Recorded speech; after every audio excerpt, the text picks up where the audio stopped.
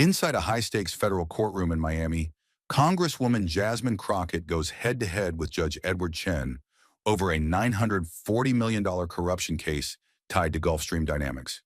Chen tries to humiliate her, shutting down her motions and dragging up her past to discredit her defense. But just minutes later, Jasmine strikes back, unleashing a storm that flips the entire courtroom and leaves Chen paralyzed in stunned silence. The atmosphere turns from contempt to chaos in seconds.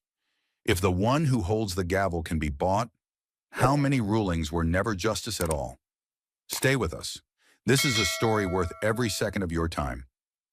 The Miami federal courthouse loomed like a stone fortress beneath the bruised sky, its marble pillars glinting with the first light of morning as helicopters circled above. Inside courtroom 4B, the tension was already electric. Journalists elbowed for front-row seats, cameras clicked like sniper triggers, and federal agents lined the back wall with arms crossed, eyes scanning. This wasn't just a corruption case. It was a political powder keg. Gulfstream Dynamics, a defense contractor accused of laundering millions through phony infrastructure grants, stood trial, and representing the accused was Congresswoman Jasmine Crockett, not just a legislator, but a former trial attorney returning to the arena that had made her and nearly broken her. The stakes, immense. The courtroom whispered of quiet sabotage, insider connections, and backroom deals stretching from Florida to D.C. But no one whispered louder than the name of the man presiding, Judge Edward Chen, a man feared for his vicious intellect, legendary bias, and icy contempt for anyone who dared to challenge him. Chen entered with the slow, deliberate pace of a man used to commanding rooms by presence alone. His black robe swayed like the curtain before an execution. No greeting, no warmth, only a glance sharp enough to cut glass as his eyes locked onto Jasmine. "Ms. Crockett," he said, his voice dry and metallic, "I see you've returned to the courtroom. Last time didn't go so well for you, if I recall." The gallery snickered, a cruel echo bouncing off stone walls. Jasmine didn't flinch. She stood at the defense table, back straight, eyes calm, the storm she'd endured hidden behind a veil of steel. "Good morning, Your Honor," she replied, voice clear and unshaken. But Chen wasn't finished. "Let's hope your legal strategy is better than your last attempt, or your client might prefer to represent himself." His words weren't just a jab. They were a scalpel, meant to undermine her authority before the trial even began. And still, she held her silence. But her silence was not submission. It was strategy.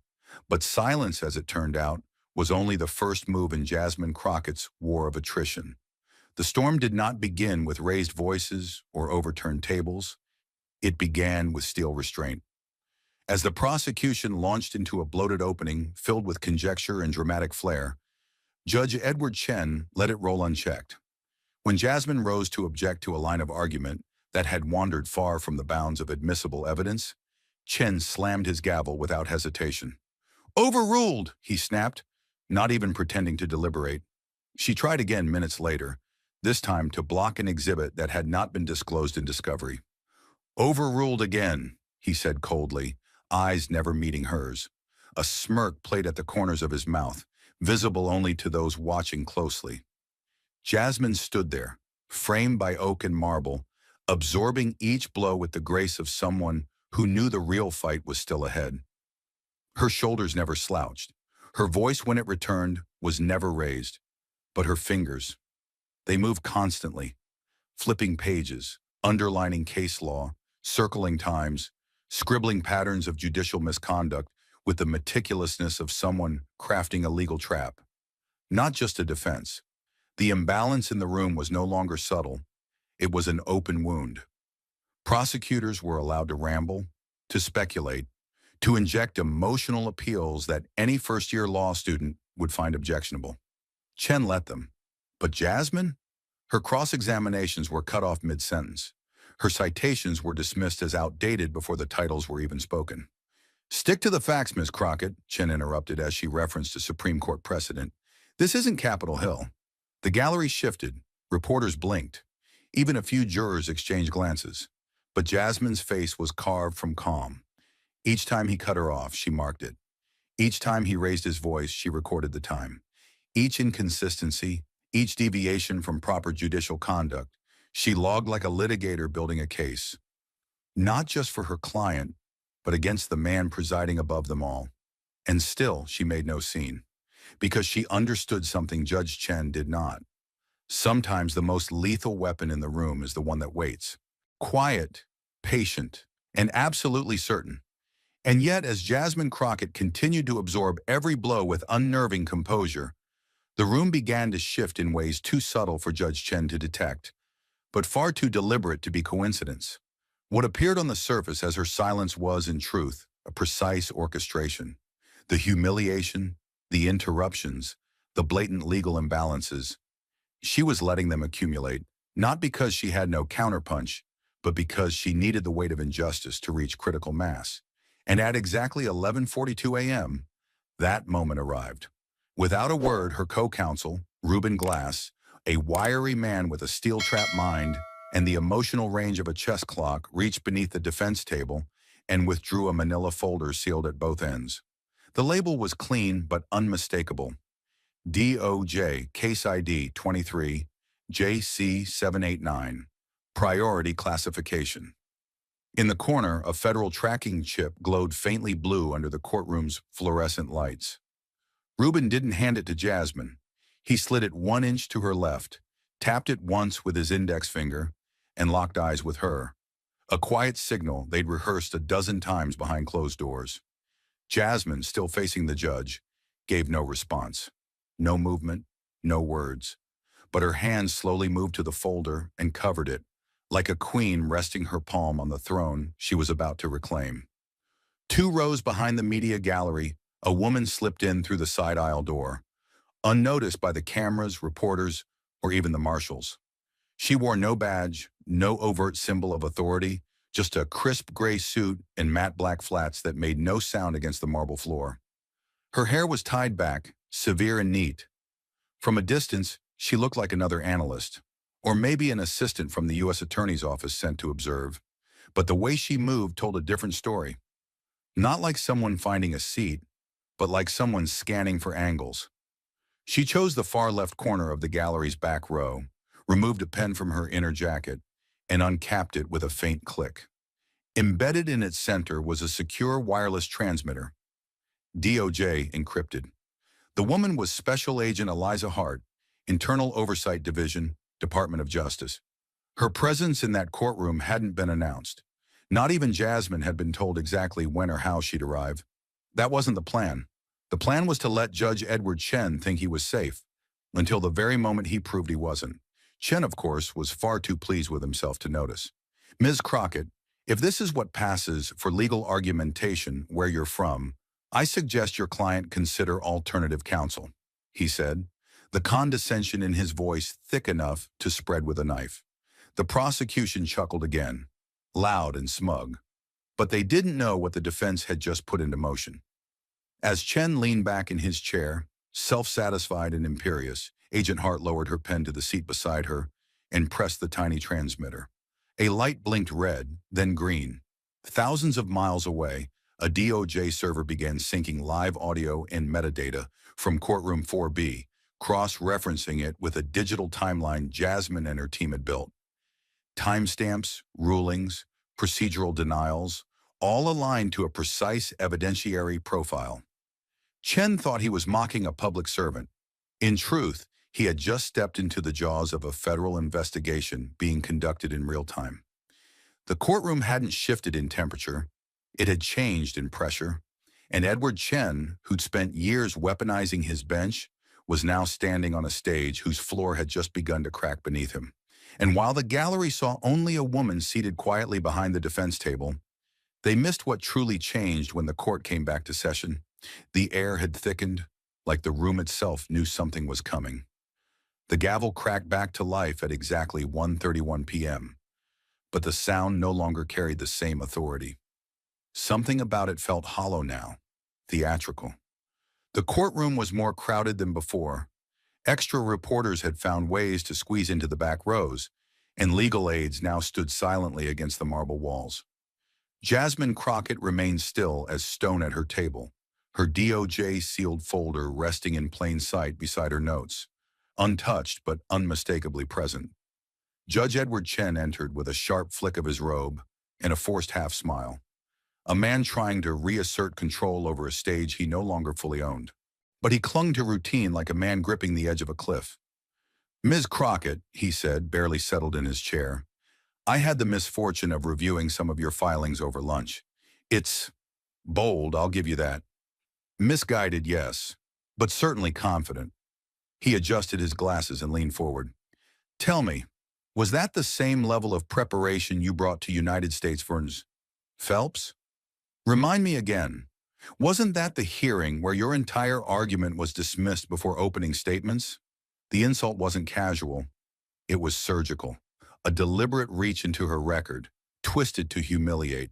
A direct reference to a 7-year-old case where Jasmine had been handed a ruling under suspiciously rushed circumstances. A ruling later reversed, though Chen didn't mention that part. The prosecution laughed under their breath. One even elbowed his colleague as if enjoying a comedy. Chen continued, his voice louder now, playing to the audience. "If you'd like to relive that day here, we can certainly accelerate the pace. I have better uses for this courtroom's time than babysitting rhetorical grandstanding." Jasmine said nothing. She didn't even glance at him. Instead, she calmly reached for a pen and made a small mark in the margin of her legal pad. A dot. Nothing more. But on her private key, it marked the 7th recorded violation of judicial conduct that day. She folded her hands in front of her, looked up, and offered only, "If the court permits, I'd like to proceed with the evidentiary challenge outlined in our supplemental brief." Chen cut her off instantly. "You've already wasted enough paper with those," he said, waving a dismissive hand. "The court will not indulge another detour into irrelevancy." Then with a mocking grin, "Unless you've brought a miracle with your lunch break, Ms. Crockett, I suggest you stick to defending your client, not reinventing the law." The room held its breath. Jasmine's lips pressed together, not in frustration, in readiness. Because while Chen believed he was silencing her, what he had done, precisely finally, was hit the threshold she had been waiting for. The point where his arrogance stopped being an annoyance and became admissible evidence. She turned slightly, made brief eye contact with Reuben, and gave the faintest of nods. The show was almost over, and Chen didn't even realize the curtain was already falling.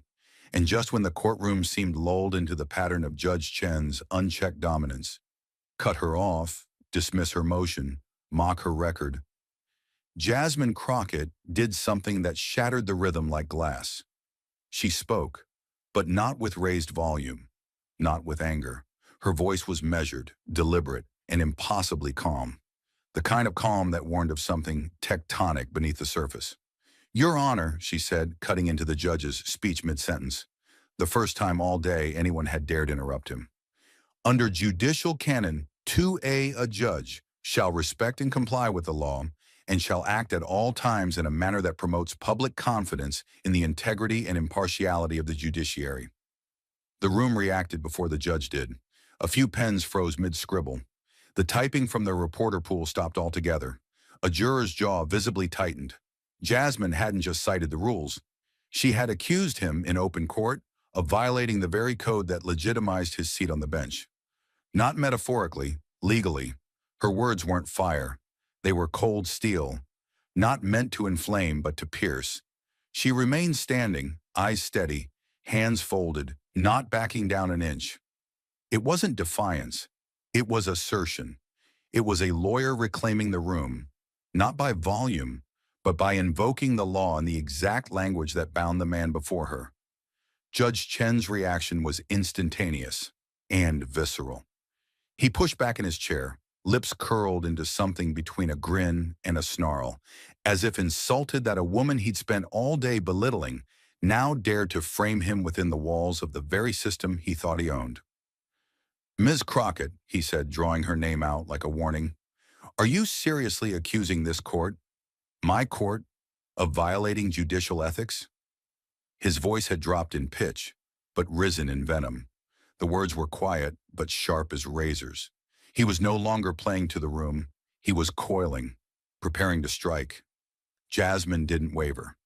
"I'm not accusing, Your Honor," she replied, her voice flat, professional, and fatal. "I'm formally entering it into the record." The weight of that sentence changed the air again. Not just the meaning, but the legal implication.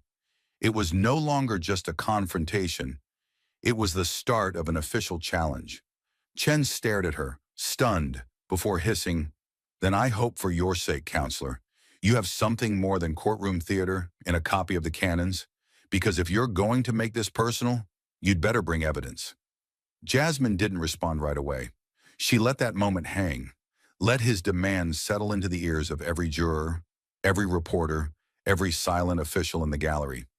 Then, without breaking eye contact, she moved her left hand slowly to the sealed DOJ folder beside her.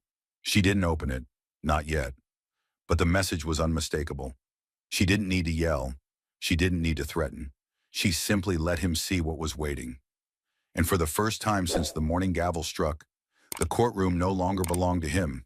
And when Jasmine Crockett's fingers finally broke the seal on the DOJ folder, the entire courtroom seemed to inhale and then forget how to exhale. She rose, not with theatrical flair, but with the solemnity of someone about to bury something, or someone. "With the court's permission," she said, voice unwavering, "I will now enter into the record a series of documents obtained legally through federal channels and authenticated by the Department of Justice." There was no objection. There couldn't be. Even Judge Chen, now unnaturally still in his chair, didn't move to interrupt her. She held up a slim binder, its tab marked Exhibit A. "This includes logs of 7 private meetings between Your Honor and Mr. Maxwell Harrington, CEO of Gulfstream Dynamics, occurring at private residences, closed-door clubs, and 1 unlisted yacht in international waters off the Florida coast." The first page flipped onto the evidence card with a sharp slap, each entry time-stamped, GPS-tagged, and confirmed through subpoenaed cell tower triangulation. Each meeting took place within 72 hours of a major procedural ruling favorable to Gulfstream's interests. The courtroom was silent, not the quiet of confusion, the silence of disbelief sharpening into fear. She did not pause. She opened Exhibit B. "Here are certified transaction records showing offshore wire transfers totaling $3.75 million over a span of 11 months. Each deposit traces back to holding companies in the Cayman Islands, and each routes, eventually, to an account under the name E.M. Chen Trust." A ripple moved through the gallery, not just audible, but physical, like a tremor underfoot. Even the prosecution turned, whispering frantically among themselves. "These transfers coincide precisely with Your Honor's suppression of defense motions in cases involving federal procurement contracts." She laid out printouts of the transactions, page by page, like setting down a trail of footprints leading straight to the bench. Then she opened Exhibit C. "And finally, emails retrieved under warrant from Mr. Harrington's private server. One in particular, dated October 6th of last year, reads," and I quote, "The judge has assured me the outcome will be controlled. Everything is greenlit." She let the words hang. There was no need to dramatize them. The gallery, the jury, the clerk, even the walls seemed to recoil. In less than 4 minutes, the power dynamic that had ruled courtroom 4B all morning collapsed like scaffolding set on fire from the inside. Reporters typed with mechanical violence. A juror gasped audibly. The court sketch artist paused midline, stunned by the expression now frozen on Chen's face. Not rage, not denial, but something far more dangerous. Fear. Jasmine stood still. She hadn't raised her voice. She hadn't looked away. She had simply held up a mirror to corruption and let it reflect its own rot. For the first time in his career, Judge Edward Chen wasn't speaking. He wasn't ruling. He wasn't towering over anyone. He was exposed, and the entire courtroom could feel it. And as the final line of that email, "The judge has assured me the outcome will be controlled," reverberated through the air like a live wire. The silence that followed wasn't simply stunned. It was the kind of silence that falls right before a structure gives way. The courtroom no longer felt like a place of order, but a place hanging on the edge of collapse.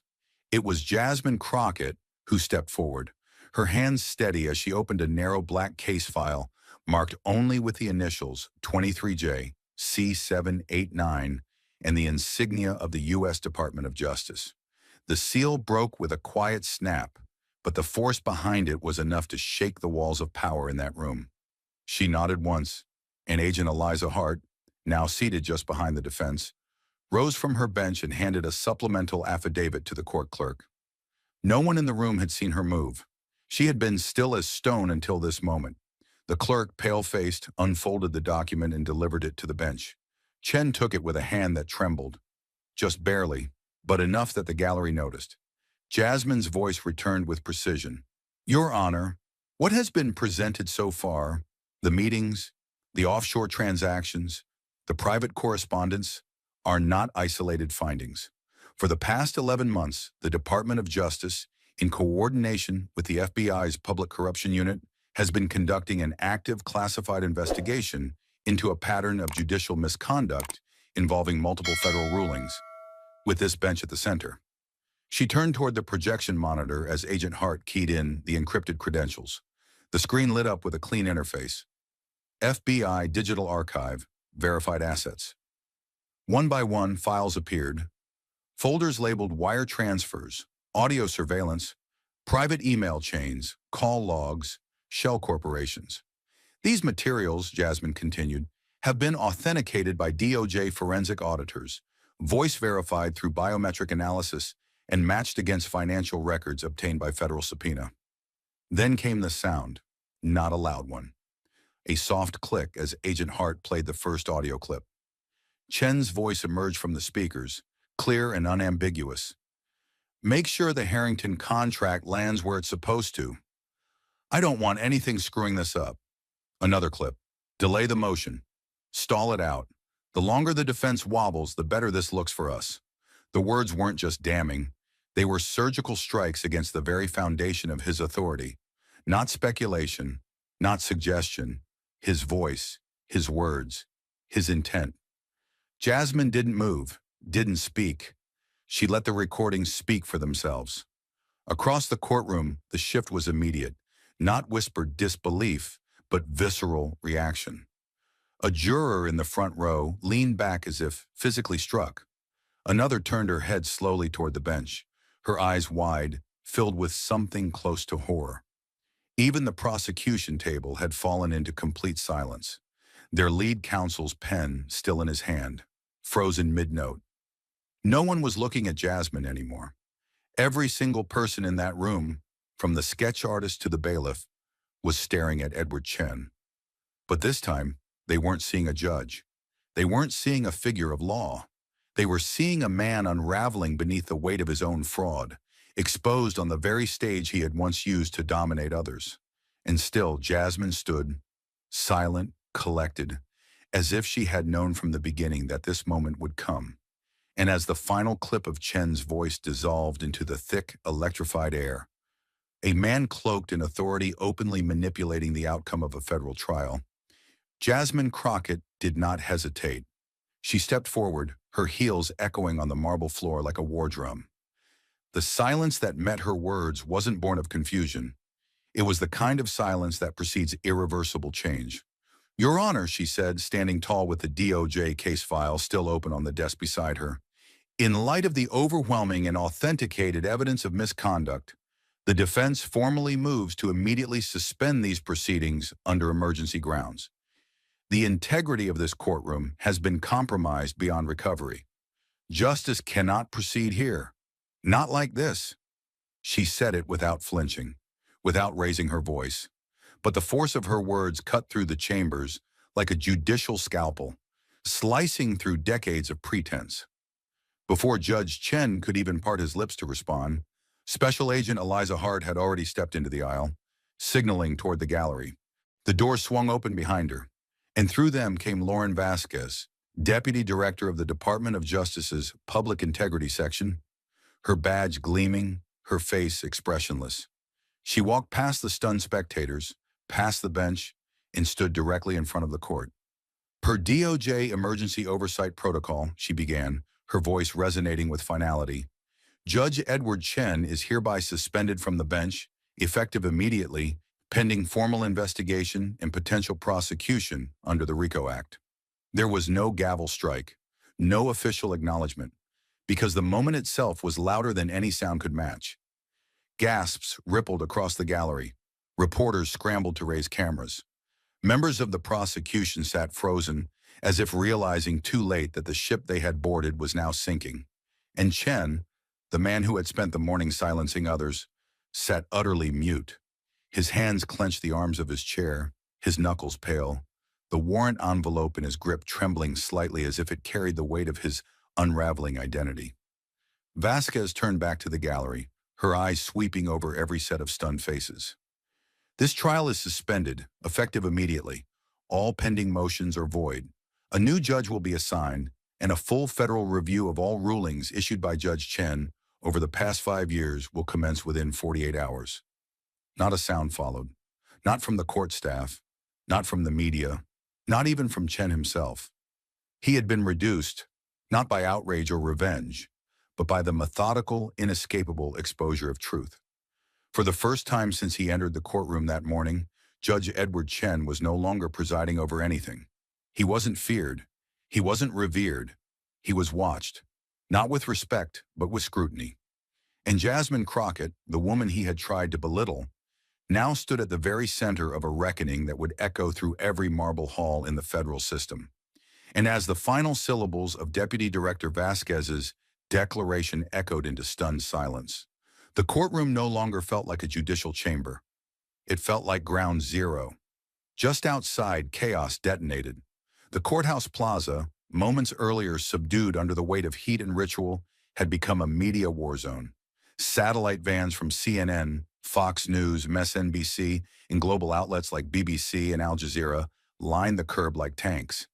Cameramen shoved tripods into position as producers barked into earpieces. Reporters shouted questions into microphones, even though they had no one to direct them at yet. Anchors were already live, their tones breathless. In an unprecedented development, a federal judge has been suspended mid-trial under corruption allegations. The front steps of the courthouse were cordoned off by U.S. Marshals, but that didn't stop the crowd. Protesters, lawyers, journalists, law students, all surged forward, phones raised, lenses zoomed, chasing even a glimpse of anyone coming out of courtroom 4B. Inside, the impact rippled in quieter, more dangerous ways. The prosecution table, just hours ago smug and dominant, now looked like a pile of ash in tailored suits. One junior prosecutor whispered nervously to her supervisor, who didn't respond, just stared straight ahead like someone watching his reflection dissolve in acid. Moments later, two senior prosecutors approached Deputy Director Vasquez in the side aisle. Their voices were low but urgent. Jasmine could only make out fragments, previous rulings, sealed motions, potential conflicts. They weren't just reacting. They were trying to preempt something, cover a trail, untangle themselves. The spectacle wasn't just destroying one judge. It was exposing a rot that had tentacled into more than one set of hands. The fear on their faces wasn't theatrical. It was survival instinct. And still, Jasmine Crockett stood where she had all along, motionless behind her table, hands resting calmly on the DOJ evidence folder. She didn't speak. She didn't need to. The thunder she'd unleashed was still rolling through the marble bones of the courthouse, and now for once, it wasn't just her feeling the tremor. For years she had sat in courtrooms like this, spoken truth into rooms that silenced her, cited law to men who pretended not to hear, stood her ground while power draped itself in condescension and robes. She had been labeled too loud, too emotional, too ambitious. Today she said nothing, and the silence carried her voice farther than any firestorm ever had. In the jury box, the air was still heavy, but something shifted, something personal. Juror number 6, an older black woman with white hair pulled back into a low bun and a notepad filled with meticulous cursive, looked up from the chaos and locked eyes with Jasmine. No smile, no words, just a slow, deliberate nod. The kind that says, I saw everything, I felt it too, and I know what it cost you to survive it. Jasmine met her gaze without blinking. For a second, time stilled. In that unspoken exchange, there was recognition, solidarity, and quiet, righteous fury, not at what had happened in this courtroom today, but at the truth that it had taken this long to happen at all. In the hallway, echoes of shouted headlines bounced off the walls. Federal judge suspended. Live update. Courtroom 4B. Did DOJ act too late? Was this just the tip of a deeper scandal? Microphones angled toward anyone exiting the chamber doors. Even the court sketch artist was surrounded by reporters demanding glimpses of her drawings. Rough images of Jasmine standing firm, Chen collapsing into silence, Vasquez flanked by agents. A security officer announced a full building lockdown for the next hour. The corridors of justice had become a spectacle, and for once the cameras weren't there to reduce a woman like Jasmine to caricature. They were there to witness the blow she had struck, and still she hadn't moved. Not really. She gathered her materials with careful precision, one page at a time, like someone packing away evidence of a war crime. Reuben Glass stood beside her now, silent, not smiling, but vibrating with something close to awe. He didn't speak either. He didn't have to. Every member of that defense team knew they had crossed into a moment that would be studied in law schools, cited in oversight hearings, whispered about in judges' chambers across the country. They didn't just challenge the bench, they put it on trial, and it broke. Somewhere behind her, a clerk's voice wavered into the microphone. This courtroom is now adjourned until further notice. But the words barely registered, because everyone inside already knew this courtroom wasn't coming back. Not in the form it once held, not with the same reverence. Something had been exposed, and exposure rewrites the rules. In the span of an afternoon, a judge was unseated, a trial was suspended, a power structure was cracked at its root, and at the center of it all stood the woman the system had once tried to underestimate. The thunder outside grew louder, reporters now calling her name. Congresswoman Crockett. Miss Crockett, what happens next? Did you expect the judge to fall like this? But Jasmine didn't answer. She hadn't come to perform. She had come to reveal, and she had done exactly that. This wasn't just a courtroom drama. It was the first real shift in a system built to resist change. And for the first time in years, Jasmine Crockett didn't feel like she was standing on someone else's ground. She felt the marble beneath her feet shake and knew the tremor had come from her own steps. And while the tremors of Jasmine Crockett's revelations still rippled through the courthouse walls, something more chilling unfolded. Not with sirens or shouting, but with a slow, suffocating quiet. In that stillness, Judge Edward Chen, once the sovereign of courtroom 4B, found himself standing not as the final authority, but as the solitary shadow of a man whose kingdom had collapsed in real time. He was not escorted. He was not restrained. No cuffs glinted on his wrists. No agents flanked his side. And yet, in every sense that mattered, Edward Chen was now a prisoner inside his own courtroom. Where once his voice had cracked the air like a whip, now not even the sound of his breath commanded attention. No one looked directly at him. Not the jury, not the clerks, not even the bailiff who had stood sharply at his side just hours earlier. The same people who once rose when he entered now pretended not to see him, as if looking at him too long might invite guilt by association.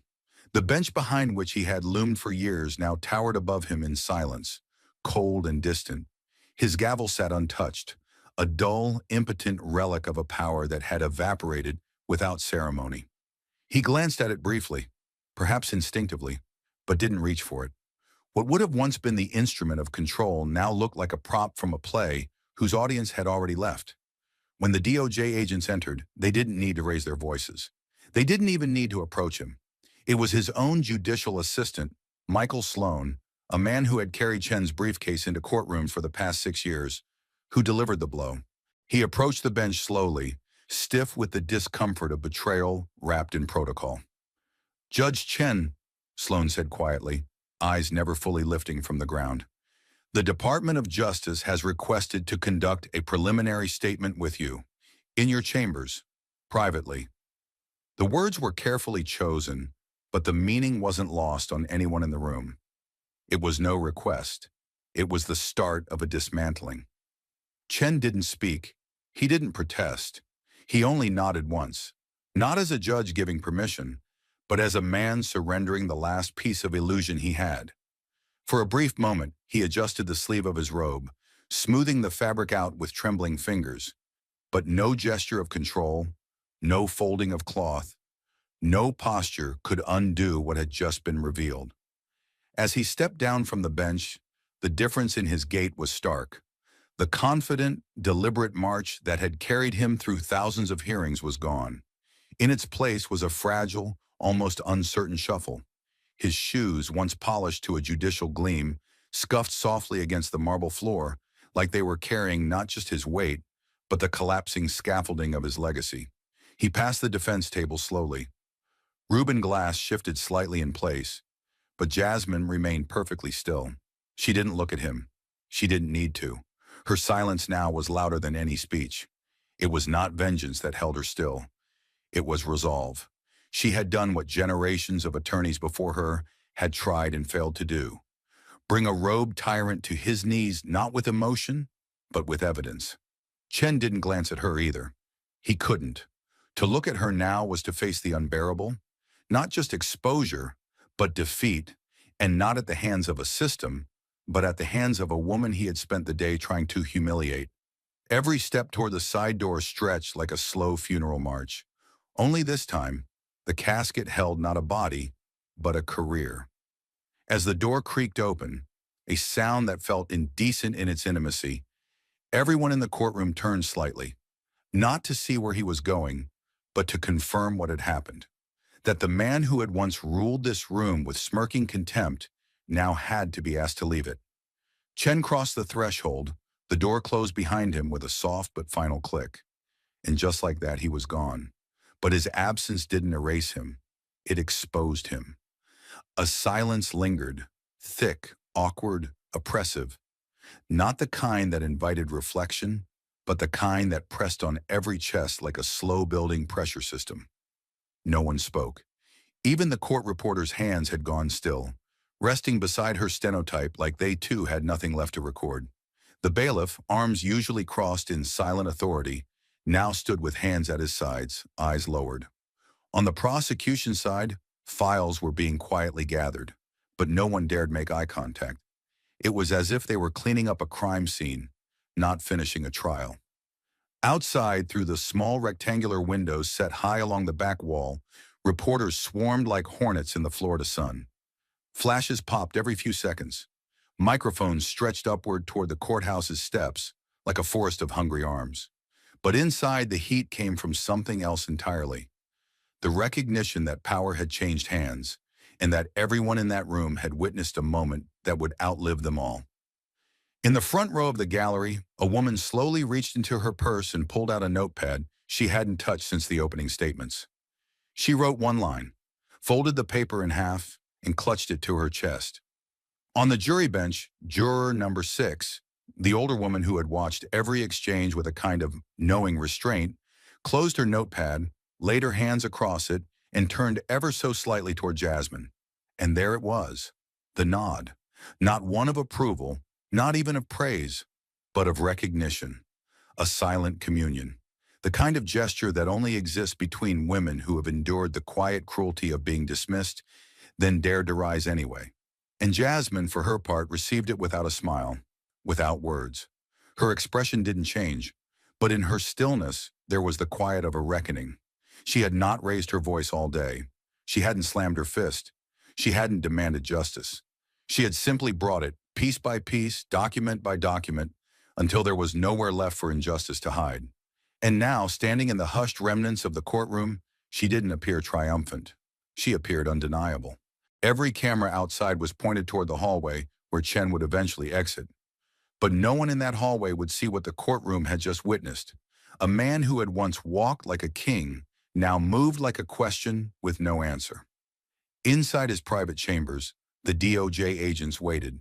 No cuffs, no spotlight, just a table, a recorder, and a list of questions that would unthread the rest of his career thread by thread.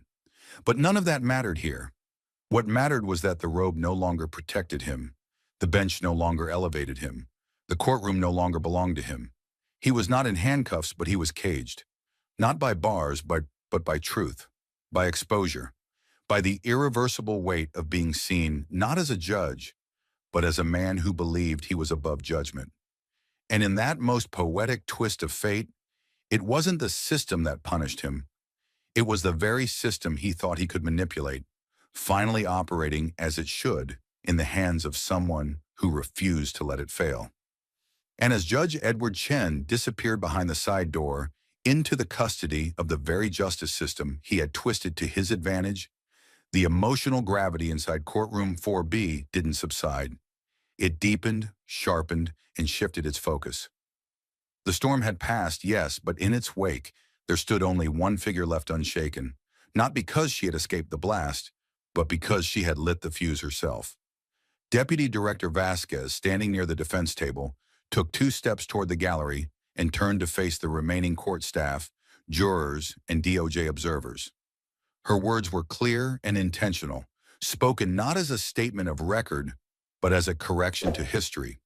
"Let it be known," she said, voice firm and echoing in the silence Chen had once filled, "that this investigation did not begin at random. It did not begin because of a whistleblower in a distant agency. It began because Congresswoman Jasmine Crockett, as private counsel in this case, submitted a sealed, corroborated intelligence packet to our office 4 months ago.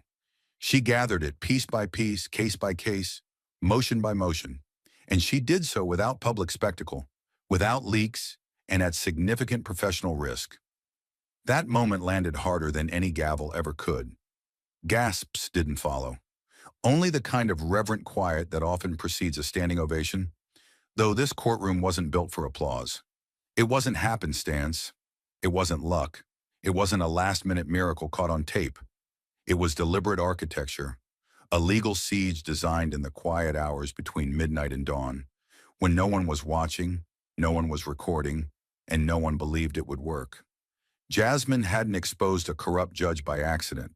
She had built the scaffolding herself, carried the weight alone, and planted every explosive with care, and then simply waited for the man in the robe to strike the match. She didn't smile. She didn't gloat. As Vasquez returned to the DOJ officials in the gallery, Jasmine remained exactly where she was, standing with one hand resting lightly on her briefcase, the other gripping a legal pad she no longer needed. Reuben leaned toward her, whispering something, a question maybe, or an offer to speak to the press. But she shook her head slowly. Her gaze was distant now, not out of detachment, but out of clarity. The courtroom was no longer a battlefield. It was a crater, and the mission was complete. Outside the chamber doors, dozens of reporters waited, microphones in hand, shouting her name as if they had known her the whole time. They hadn't. Hours ago, they had barely noticed when she walked into the building. Hours ago, they had eyes only for the man in the robe and the spectacle they expected him to command. But now the narrative had flipped, and the world was hungry for a quote. Something to put on headlines, on tweets, on breaking news banners flashing across television screens. She walked out slowly, flanked by her legal team, her face unreadable beneath the glow of camera flashes and shouts. "Ms. Crockett, how long have you known about the corruption? Congresswoman, will you be pressing for criminal charges? Is this the beginning of a broader investigation?" She kept walking, her heels steady against the concrete, her silhouette razor-sharp beneath the courthouse lights. There were no bodyguards, no podium, no teleprompter. Just a woman who had stared down a judicial monster and didn't blink. At the top of the courthouse steps, she paused. She turned not to the cameras but to the cluster of young interns standing behind the press line. Law students, aides, interns from both political parties who had watched the hearing unfold like a trial out of myth. Her eyes scanned them slowly, and then she spoke. Only once. "Not everyone who holds the gavel," she said, her voice low but unmistakable, "is a guardian of justice." Then she turned back to the courthouse, walked down the steps, and disappeared into the crowd. That sentence would be quoted in every newspaper by nightfall. It would be printed on posters, tweeted by pundits, carved into protest signs. Law professors would assign it as required reading. Politicians would misquote it to fit their own narratives. But in that moment, raw and unfiltered, it wasn't a statement for history. It was a verdict. Not against one man, but against a system that had for too long mistaken performance for principle and silence for consent. Back inside, the courtroom remained open but inert, the bench empty, the gavel untouched, the flags still, as if even they were waiting to see what would happen next. And maybe that was the point. Justice hadn't come from the seal above the bench or the marble beneath their feet. It hadn't come from title or tenure or procedural authority. It had come from preparation, precision, and patience. And from one woman's refusal to let misconduct go unchallenged simply because it wore a robe. For 4 months, Jasmine Crockett had worked in shadows, assembling pieces no one else had bothered to see, interviewing former clerks off the record, digging into corporate filings hidden behind offshore shells, tracking campaign donations that matched suspicious court rulings down to the week. Each night she stayed late in a windowless office, each email thread she decrypted, each subpoena she quietly convinced a magistrate to approve. They had all led here. And now, standing beneath the vaulted sky of a courthouse that would never forget her name, she let the work speak for itself. No shouting, no revenge, no celebration. Just the cold, unstoppable forward motion of truth, brought to bear by someone who never needed to scream to be heard. Not everyone who holds the gavel is a guardian of justice, but sometimes the guardian walks in from the outside and breaks the gavel in half. And as Jasmine Crockett's final words vanished into the roar of news anchors and camera flashes, the echo of her quiet rebellion continued to fracture the very foundations of the federal judiciary. The trial may have ended, the courtroom emptied, the gavel silenced, but the shockwaves were just beginning to hit Washington. What happened in courtroom 4B was no longer viewed as an isolated scandal. It was the trigger, the lightning bolt that illuminated the silhouette of a much darker storm. Within 24 hours, the Department of Justice issued a classified internal memo to top-level officials across multiple branches. A directive marked Interagency Priority Review. Its title was blunt, the kind that didn't require nuance. Judicial Corporate Financial Entanglement, Phase 1 Review Targets. The contents? Explosive. The DOJ confirmed what many feared but never dared say aloud, that the corruption exposed in the case of Judge Edward Chen may only be the first breach in a dam of hidden transactions, corporate favors, and judicial backroom dealings that had remained buried for years beneath layers of procedural immunity. This wasn't just a corruption inquiry. It was a structural audit of the American legal system's highest floors, and it would shake the towers of power in ways no election, no leak, and no scandal had done before. The investigation, codenamed Operation Threshold, was launched under the joint command of the DOJ's Public Integrity Section, the Financial Crimes Enforcement Network, FinCEN, and the Office of the Inspector General. At its core was a single, chilling premise: how many federal judges had become silent partners in corporate empires? Within days, agents began freezing travel records, issuing broad subpoenas to subpoena-resistant third parties, and securing emergency warrants for sealed banking documents tied to judicial trusts and family foundations. The targets weren't just judges. They were their clerks, their assistants, their former law firms, and, most explosively, the corporate legal departments of Fortune 500 defense contractors, fossil fuel conglomerates, and AI development firms with cases pending in federal courts. Emails once considered untouchable under judicial privilege were quietly reclassified. Shell corporations registered in Malta, Singapore, the British Virgin Islands, all suddenly found their encryption pierced by court orders signed by special panels working under DOJ jurisdiction. And at the center of it all, visible only to those tracking the investigation's origin, was the name Crockett. The media's frenzy over Chen's suspension quickly morphed into something darker, more urgent. Late-night segments ran side-by-side photos of judges and CEOs at charity galas, hunting lodges, and undisclosed retreats. A spreadsheet leaked to a major news outlet showed a pattern too consistent to ignore: 38 federal rulings in the past decade that benefited 6 corporations disproportionately, all handed down by judges with overlapping investments or undisclosed family ties to those very corporations. Suddenly, the term judicial independence no longer inspired confidence. It provoked suspicion. For Jasmine, the aftermath was not vindication. It was confirmation of a suspicion she had carried alone for years. She had argued cases where defense motions vanished from the docket.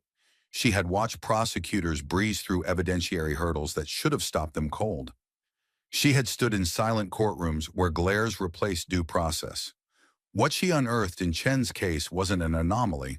It was a blueprint, a behavioral pattern that extended beyond one courtroom, beyond one city, beyond even one ideology.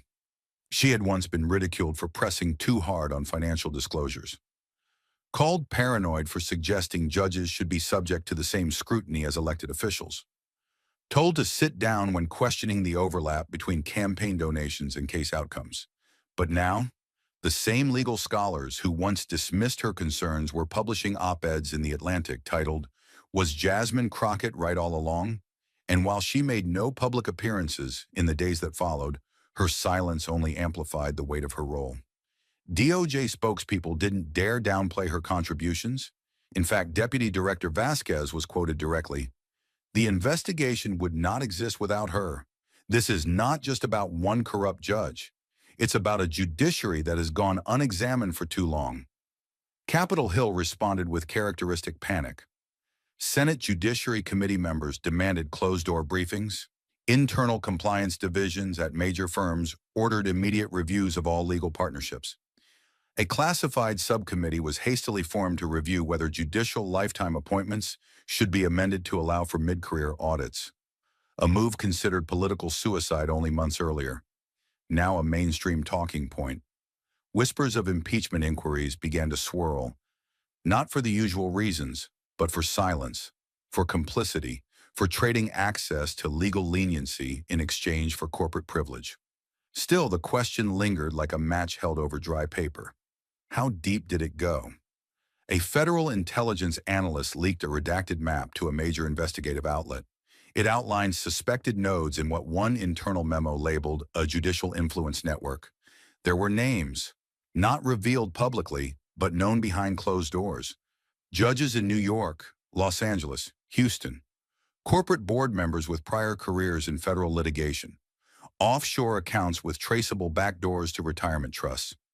One line in the map had a label that sent chills through every agency that read it. The bench is not blind, it's bought. Inside the DOJ's operations center, Jasmine's original packet of evidence remained under secure lock and biometric access. Investigators treated it as both blueprint and warning. This was the level of work required to crack the door open. The Crockett dossier, as it came to be known in internal circles, wasn't just documentation. It was proof that one woman, working without institutional power, had exposed what layers of oversight had failed to see, or perhaps had chosen not to. Reporters camped outside her home. Her team fielded over 200 interview requests in 3 days. But Jasmine refused to speak. She had no interest in being a celebrity. She didn't need her name in lights. She wanted change. Measurable, systemic, irreversible change. And for the first time in her career, she could feel it. Not just in articles, not just in legislation, but in the tremor under the feet of those who had believed their robes made them untouchable. Justice had been tested, and for once it didn't break. It bent, it trembled, but it held, and only because someone outside the circle had been willing to challenge its sacred illusion. As a second DOJ task force formed, this one aimed at developing a national database of judge corporate financial overlaps, the headlines grew bolder. The Crockett effect. The gavel cracks. Justice audited. But Jasmine, even in her silence, remained unmoved by praise. She knew too well what it had cost to reach this moment. 4 months of coded emails, encrypted drives, sleepless nights. 4 months of being doubted, gaslit, and warned that pushing too far would destroy her career. But she had pushed anyway, because the damage was already there. The only question was whether anyone would name it. Now it was named. Now it was real. And now it was burning its way through the federal system like sunlight hitting dry leaves.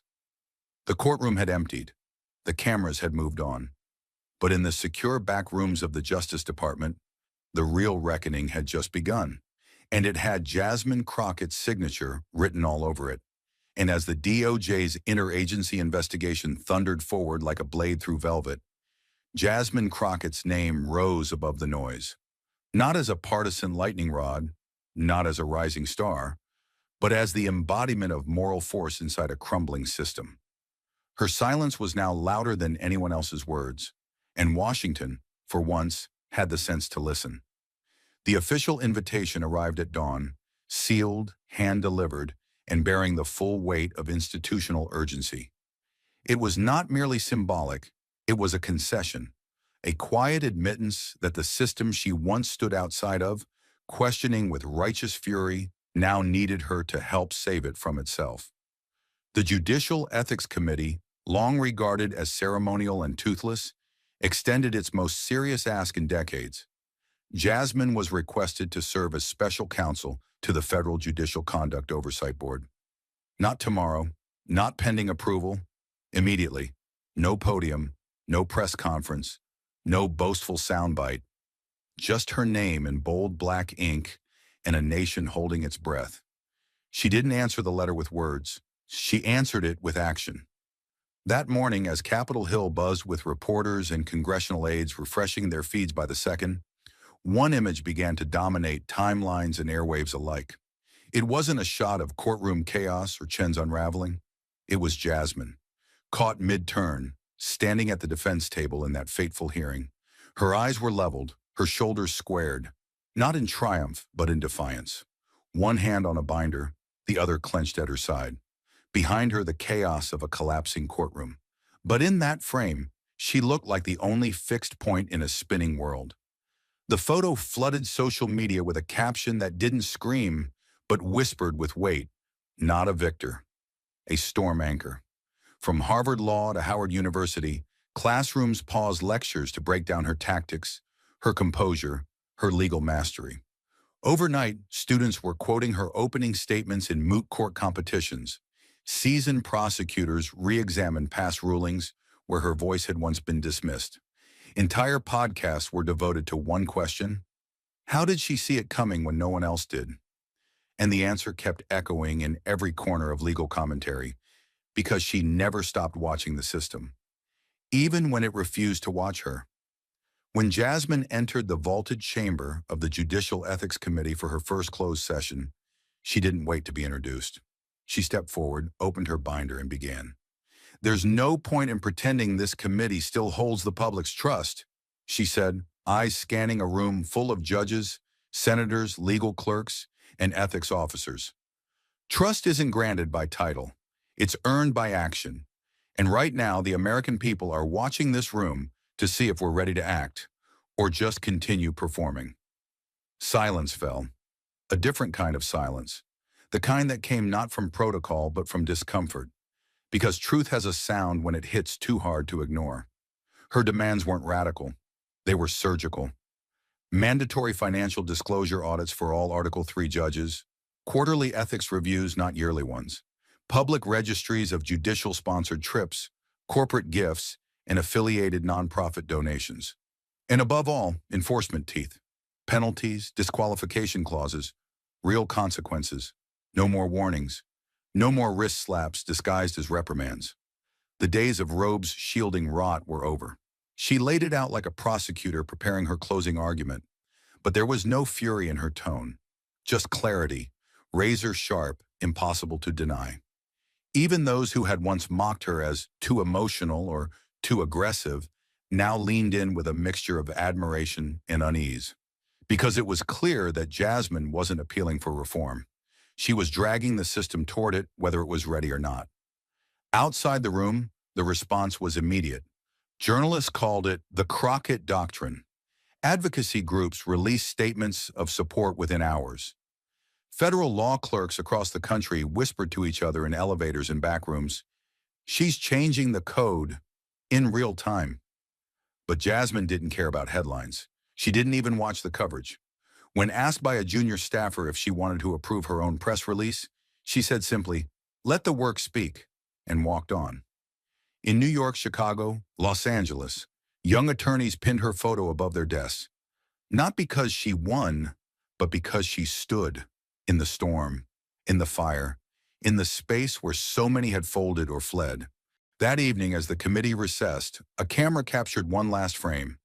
Jasmine walking down a marble hallway, the gold-banded binder still in her hands, heels echoing with every step. She didn't wave. She didn't look up. But the camera caught her reflection in the polished floor, and in it, she looked like something more than a lawyer or a lawmaker. She looked like the reckoning the system had never prepared for. And across a nation still reeling, still reckoning, still questioning whether justice was real or just another costume for power, one truth stood clear. The gavel no longer belonged to the judge. It belonged to the woman who dared to question why it ever had.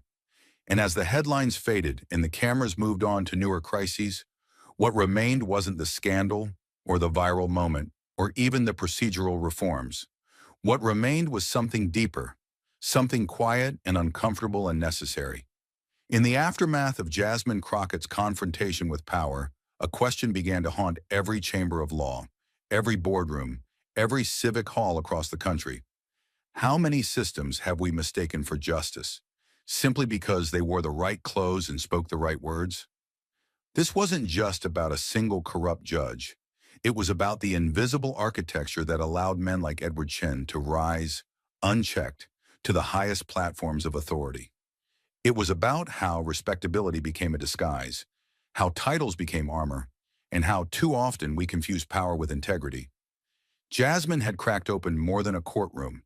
She had cracked open the illusion that justice is guaranteed simply by process. Her battle revealed that fairness is not built into the walls of institutions. It is carried, one person at a time, by those courageous enough to call the institution's bluff. For every moment Jasmine was interrupted, disrespected, condescended to, she didn't just endure. She remembered. She wrote it down. She turned every slight into a data point, every dismissal into ammunition. And when the time came, she didn't respond with fury. She responded with precision. That is the true cost of change. Not just passion, but restraint. Not just outrage, but strategy. And that is what shook the nation to its core. Not that a woman had stood up to a corrupt man in robes, but that she did it without becoming what she was fighting. The human lesson lies in that tension, in the tightrope between silence and noise. Jasmine taught us that sometimes the most radical act is not to shout louder, but to prepare longer. Not to destroy everything, but to choose which pillar to strike so the whole rot falls in one clean motion. She didn't humiliate her enemy. She revealed him. She didn't burn down the courtroom. She changed who it served. And in doing so, she reminded the world of something dangerously forgotten in the modern age of spectacle. Justice is not the performance of virtue. It is the discipline of truth. It is slow, grueling, thankless work. It requires listening more than speaking, gathering more than reacting, and standing firm when everyone else has fled. Jasmine did not emerge from this story unscarred, but that's what made her triumph matter. It was not gifted to her. It was earned with bruises no camera ever caught. So the lesson, in the end, is not about Jasmine Crockett alone. It is about everyone watching, everyone reading, everyone asking what they would do in that room, under those lights facing that kind of pressure. The real transformation wasn't just in the system she exposed. It was in the quiet awakening of people who realize they too have a choice. To stay silent, or to prepare, to play along, or to anchor themselves in the storm. And perhaps that's the most human truth of all. Sometimes the bravest people are the ones who speak least, until it matters most. Thank you for watching until this moment and for standing with us on this journey for justice. Your support means everything. Like, subscribe, and turn on notifications so you never miss what's next. And we'd love to hear your thoughts. Leave a comment below and let us know what moved you most in this story. Together, our voices make a difference.